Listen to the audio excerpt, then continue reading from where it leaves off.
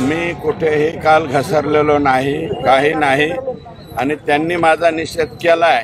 तर मला असं वाटतं त्यांनी माझं जे कालचं स्टेटमेंट आहे एसपी ऑफिसच्या समोरचं ते पुन्हा एकदा रिवाइज करून पाहावं। त्याच्यात ऑब्जेक्शनेबल कुठलीही बाब मी बोललेलो नाही। माझं मत असं आहे की मी माफी काही मागणार नाही आणि हा विषय कृपया इलेक्ट्रॉनिक मीडियाला हात जोडून पाया पडून विनंती, संतोष देशमुखच्या खुनाचा जो प्रकार झालेला आहे अतिशय निर्घृणपणे अमानवी आणि अतिशय चुकीच्या पद्धतीने खून केलेला आहे। या खून प्रकरणावरून तुम्ही कोणीकडे बी डायव्हर्ट हिरोईनकडे ढकलू नका।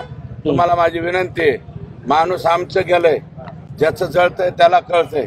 लेकरं बाळ बघितलं नाही का तुम्ही एवढले डायव्हर्ट करीत असेल, कोणाचे त्यांचे आणि कोणाचे संबंध आहेत, वैयक्तिक मैत्री असेल, मी संबंध नाही म्हणत, संबंध शब्द परत घेतो, त्यांची बीड जिल्ह्यातल्या कोणत्या तरी